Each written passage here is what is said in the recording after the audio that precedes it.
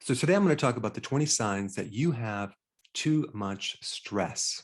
Now, the first thing I want to mention is that in practice, I had a machine that measured internally what's going on with the autonomic nervous system, specifically the flight or fight mechanism, which is everything to do with stress. And this machine was called heart rate variability. It's a great test. And you could measure what's going on internally with the flight or fight mechanism and also the recovery mechanism, which is called the parasympathetic nervous system. Now, some people would come in really, really stressed out. And it didn't look like they were massively stressed out on the graph, but they were definitely in the stress mode. Yet other people would come in showing massive flight or fight stress, yet they were calm, able to cope with stress. So I just want to point out one thing. You have your body and then you have you. You may have been endowed with an incredible ability to tolerate stress, and you can cope with stress very well. So regardless of what's happening in your body, you might not feel stressed too much. Yet other people just have a poor ability to handle stress. So that's a little bit of a variable that makes things a little complex because it's not just always about what's happening to your adrenal glands. So if you go get a saliva test and it says that you're in stress, but you don't feel stress, it just means you yourself are able to handle stress very well. So I don't want to invalidate that, but I do want to mention that I'm going to give you a lot of things to help cope with stress better and also strengthen your body's ability to cope with stress. On that note, let's start with the brain and how stress affects the brain. And I'm talking primarily about cortisol. Now, our bodies were not designed yet to handle chronic stress. Acute stress, yes, but not chronic stress. The stress that an average person endures right now is just way, way over the top, especially because it's chronic stress. Okay. People are basically living in a stress bucket 24/7. So the way that it affects the brain is that it puts you in problem solving mode 24/7. You just can't not solve problems. In fact, you're fixated on certain problems, and it's very hard to unfixate on those problems. So you might have had a great day and you come home and you're just constantly thinking of this one problem over and over and over, despite maybe 98% of the things went right in your life. Your attention goes to that thing that went wrong. So one of the things with the adrenals and cortisol is that you can't do anything else but solve problems 24/7. The other aspect about this is the tolerance to stress, your ability to cope with stress. As your stress starts building and your adrenal system gets weaker, you just don't tolerate stress anymore. And this can be in complete overwhelm where you just break down and start crying, or it could be in a severe irritability or anger when you experience things that are too much stress. And so if you look at the adrenal glands as a survival gland, anything that is opposite to that is going to be a stress. Like anything that is illogical, like if you have people around you that are illogical, incompetent, insane, boy, that just really just jacks up your adrenals. But if you're in an environment that's sane, logical, everyone's competent, everyone's supportive, you'll do much better. So one really common thing is like slow drivers. I guess that would be considered incompetent drivers if they're driving like 2 miles an hour and they're right ahead of you. Boy, that just will just raise your blood pressure. So I guess the best term would be how much patience you have, right? Or don't have. That's a real good index of your adrenal function and your ability to cope with stress.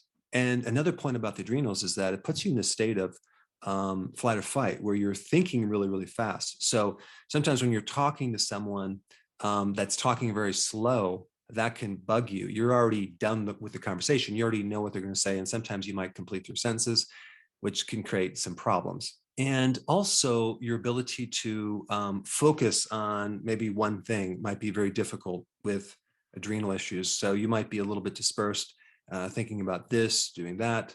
Multitasking is what I'm talking about. The problem is you don't really feel productive because you have a lot of incomplete things and projects that are going on, which then adds more stress. All right, the next point is you're not a morning person. I used to be not a morning person. In fact, it took me until like 11 o'clock in the morning before I could wake up. Now I am definitely a morning person. That's the best time of the day. I'm most creative. I'm most awake. That's when I'm doing videos like right now. But if there's an adrenal issue and you have a lot of stress, the morning is going to be difficult. You're going to have a hard time getting out of bed. You're going to even need this thing called coffee, and in large amounts. You know, what's interesting about caffeine is it doesn't necessarily boost your energy per se. It gets rid of the things that are making you tired. So it's getting rid of these factors that help you sleep. So if you minus those, you're just going to feel very, very awake. But in the long run, when you drink too much coffee, caffeine, you're going to be burning those adrenals out, like myself. In fact, I was drinking pots of coffee in college, not just any coffee, like Cuban coffee. So I burnt my adrenals out early on. All right, next one is your sleep cycles are going to be not very good. You're going to be a poor sleeper. A real good indicator of a spike in cortisol is at 2 o'clock or 2:30 in the middle of the night. You're very awake. You're more awake then than you are during the day. During the day, you have brain fog, but you're very, very awake at 2 o'clock. That was me for many, many years.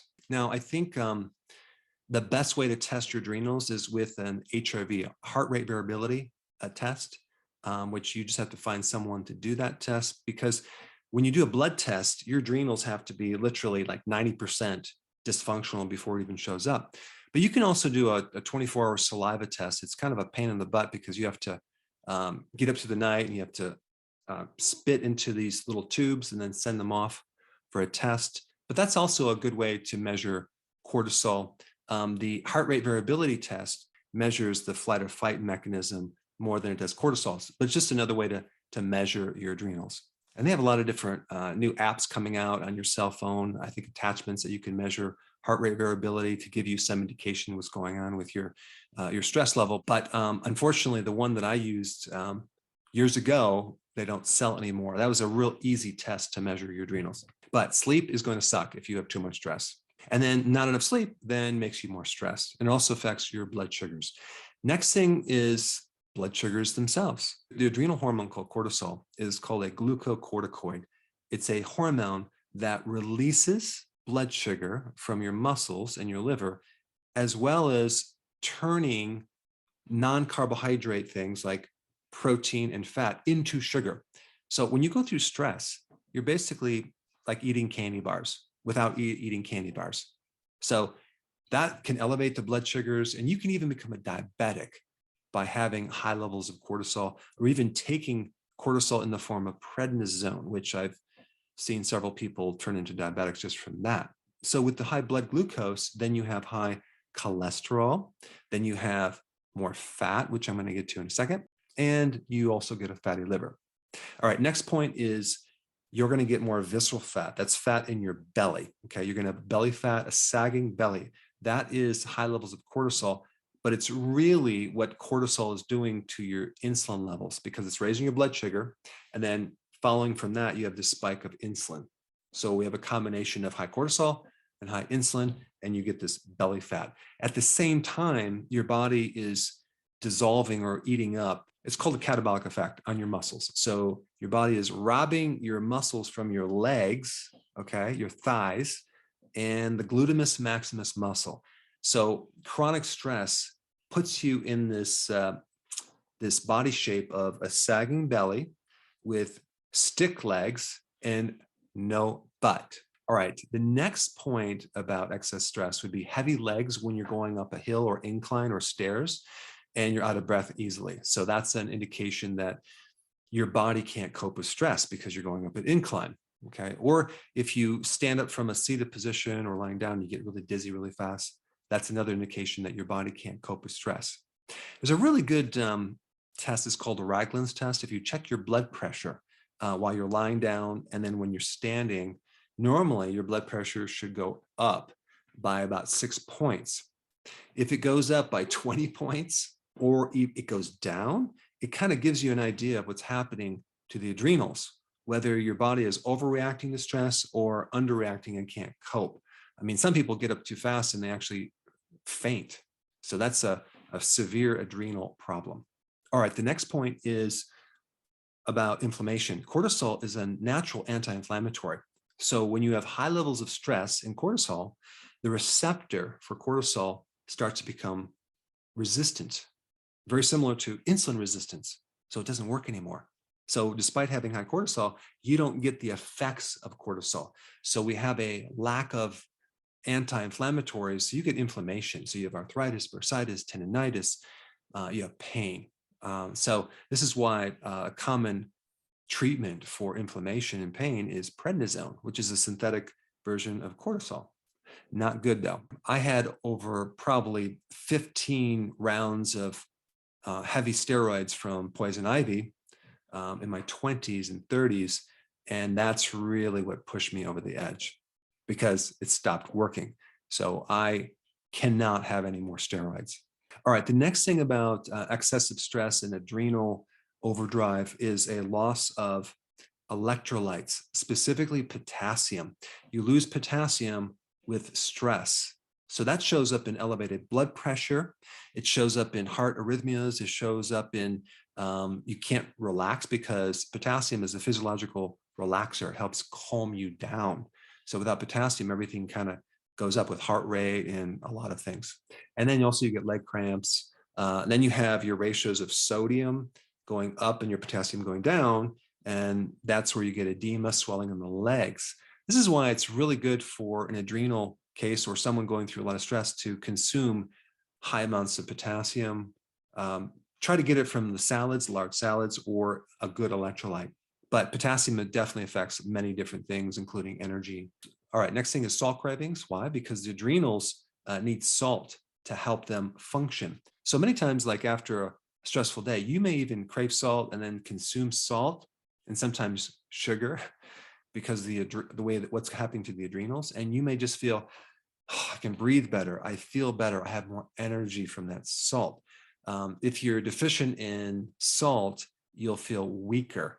So the more stress you experience, the more salt you need. But don't forget to add the potassium to that because we need at least twice as much potassium as sodium.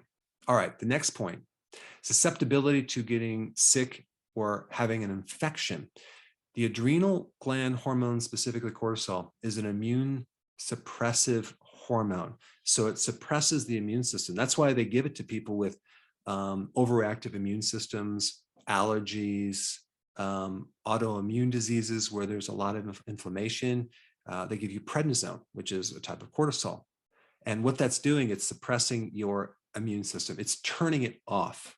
It's turning off this overreaction. Same thing with the cytokine storm. They give people prednisone to turn off that overreaction of your immune system. Well, when you go through a lot of stress or a shock to the system, like a sudden loss of a loved one, for example, a lot of things can happen to your immune system. It just basically shuts off and you can develop an autoimmune disease. In fact, when I was in practice, I asked people that had autoimmune diseases, when did it start? I'm not kidding. Like probably 98% of the time, maybe 99% of the time, it was after a loss of a loved one or a major divorce. So that adrenal stress can shut down the immune system to the point where all sorts of things can happen, like viral infections, things going haywire. All right, next point is autoimmune. I just mentioned that. Autoimmune diseases are connected to stress and also gut permeability issues, okay? Because that's your barrier to your immune system. So when you have a gut issue, you can have certain things invade and cross through the barrier and start creating these immune reactions. On top of stress, it's just a deadly combination. All right, acne. Why? Because part of your adrenal hormones are androgens. So if you're pumping out too many androgens, you can get an enlarged sebaceous gland and excess oil and have acne. And not to mention what cortisol does to insulin. It raises insulin, okay? And too much insulin will then make more androgens, especially in females, and that's called polycystic ovarian syndrome. So you can develop that from too many carbs or too much stress. Next point I want to talk about is asthma. The medication for asthma is bronchocorticosteroid inhalers, okay? Again, cortisol, because cortisol is a vasodilator. It helps you breathe. It helps open up the coronary artery as well as the bronchial tubes. asthma is kind of just a weakness within the adrenal glands. You know, one really cool thing about vitamin D is kind of a natural form of cortisol without the side effects. It's really a hormone. It acts very similar to cortisol. So this is why if you have asthma or any of these symptoms, you should be taking more vitamin D because it can definitely help, especially with asthma. Okay, next thing is allergies. I've kind of mentioned that with the immune system. If you have a lot of allergies, it could be a weakness within the adrenal system. And allergies tend to get worse under stress. And so another indication you have too much stress is allergies. And I already talked about asthma, but I do want to mention one point about that. I mean, think about what happens with asthma, especially when you're with your breathing. Your breathing is not calm. You're constantly trying to get air. And I did a video on this. And I'm going to put it down below. If you haven't seen this, you should watch it because when you try to get too much oxygen, you then have an imbalance with CO2. And I'm not going to get into it in this video, but the point is that breathing too much will stop the absorption of oxygen in your lungs. And this is why people that are in panic attacks should be breathing in a bag to increase their CO2, not the oxygen. So then they can then breathe better. But think about what happens when you blow up a balloon or hyperventilate. You literally pass out. So watch that video if you haven't seen it. It's on panic attacks and also asthma. All right, sinus is definitely adrenal issues because cortisol resistance affects the sinus passages and they basically swell up. That's why sleep apnea and sinus issues are related to high levels of cortisol, which then develops cortisol resistance, which is too much cortisol chronically. All right, I already mentioned sleep apnea, osteoporosis after menopause. What happens during menopause is the adrenal glands now have to back up the ovaries that are going in retirement. If there's weaknesses within the adrenal system going into menopause, what happens is it causes a problem with a spike in cortisol. And that spike can start to affect not just hot flashes, but osteopenia and osteoporosis, because cortisol is a catabolic hormone. It breaks down protein, and a part of bone is protein. So we're basically thinning the bones. I remembered one dentist that came in to see me right during menopause. Now, all day long, she's like hovering over people, but she found right when she went through menopause, her entire spine going up into her neck started to collapse. And she lost height in her spine. Her body shrank and she's just like hunchback right now. So that was that spike in cortisol. It's very destructive. And so that's why it's so important to strengthen your adrenals before you go through menopause. All right, another one is acid reflux and gastritis. When you go through stress, it can elevate the amount of acid in your stomach. And also, one little side note, which is kind of interesting, you lose H plus, the hydrogen ion. If you know anything about chemistry, it affects the pH, but you lose that with the high levels of cortisol. And so when you go through more stress, you lose the H plus, which really is your acids. So then you're not going to have enough acid. And then the body's going to overcompensate by producing more acid. And also you're not going to be able to close the valve on the top of the stomach. And that leads to GERD. And the solution is to add more acid like betaine hydrochloride to the stomach, not to add in antacid, because that is going to make things worse. All right, and the last thing is gallstones. Cortisol can create a deficiency of bile, and it's a lack of bile and an excessive amount of cholesterol that can then develop into stones. All right, so those are all the indications that you're going through too much stress. So now, what can we do about it?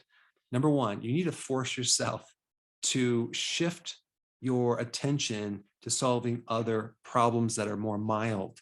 So take up things like putting puzzles together, okay? Or maybe playing chess with someone, or some type of craft where you're actually working with something with your hands. And so you're kind of getting yourself out of your head and your problems are shifting to other things. Like a really good activity would be something like bird watching, where you're just taking your attention off all these problems and you're focusing on something else. Very, very therapeutic. All right, next step is to start hanging out with people that support you. There's two types of people that bring you up and people that bring you down. Now, even within the YouTube channels, there's always going to be haters. And if you have a YouTube channel, this can be very, very stressful and upsetting if you're reading all these comments of people hating you all day long. But if your adrenal glands are good and you can cope with stress, it's not going to bother you. But with some people, it's very, very devastating. Now, with me, I have the ability to delete those people and block those people, which is very, very nice. And they don't bother me anymore because I have so many people that support me, that's you right there watching. And I really, really appreciate it. So it's interesting, the different channels out there. I mean, like, what is the goal? Is it to help people, to provide information, or is it just to, I don't know, entertain people by criticizing them? I mean, that doesn't make sense to me. But the point is that you just need to start hanging out with people that only support you, and don't hang out with anyone that doesn't support you. All right, number 3, vitamin B1, B1, B1. Nutritional yeast has the natural B vitamins. Well, if you haven't ever tried this, vitamin B1 in the form of nutritional yeast, make sure it's non-fortified with synthetics, okay? Because they use petroleum. It's not a good thing when they put that in the nutritional yeast, whether it's in tablets or a powder. When you take nutritional yeast, within about 3 to 4 minutes, you're going to feel like stress relief, because stress depletes B1, and vitamin B1 will just take the stress right out of your body, and you'll feel relaxed. You'll feel less internal tension. It's dramatic, and it works like nearly 100% of the time. Next thing that you want to do is start eating more foods high in potassium, because potassium is lost with high levels of stress. You can also do a potassium supplement, but you want to make sure that you have sufficient potassium as well as sodium or sea salt. All right, regular exercise or physical work, very, very important. The more physical work you do, the less stress you're going to have. You're giving a lot of oxygen, and you are getting rid of stress by physical activity. The worst thing to do is go through the whole day, get stressed out, and go right to bed. I mean, you haven't gotten rid of the stress. You have to actively do something to get rid of stress, because all stress is accumulative. Our bodies are a bucket of stress. All right, number 6, you need to do a detox from the news. The news is extremely stressful, so you don't want to watch the news for a long time. And guess what? You're going to feel much better. All right, last point is a low-carb diet. High carbs will make you more stressed. It's a fact that when you go on low carbs, your mood's going to be elevated. So if you had anxiety before, you're not going to have anxiety. You're going to feel better if you add intermittent fasting as well. So I have a lot of videos on that topic. Now, I have another video that you need to watch. It's an actual technique that I walk you through how to do acupressure on different parts of your body to extract accumulated stress. It's taken me a long time to figure this out, and I'm going to teach you how to do it to yourself. And for some of these maneuvers, you might need someone else to do it on you, but it's very, very awesome. Check it out. I put it right here.